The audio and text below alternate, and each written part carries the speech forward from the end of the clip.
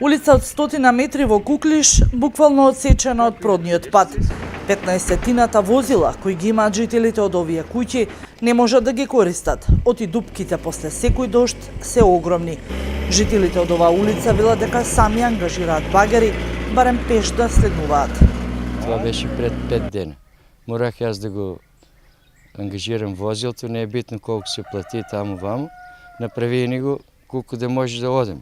Али одма право другия ден, пато как ще го гледате, па си истите. Како да не е правено нищо.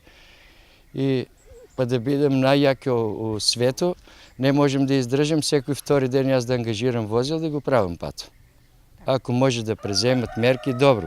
Надлежните им ветувале дека улица сепак ќе има, но најпрво морала да се санира поројната вода, а потоа да се стави асфалт. Сознанията на жителите се дека пари за нивната улица ќе има дури 2020 година, на што жителите се жалат. Надлежните велат у проектот дури 2019 или 2020 година. Сега ако можем 2 години да оде по тај пат, нека си оде по проектот.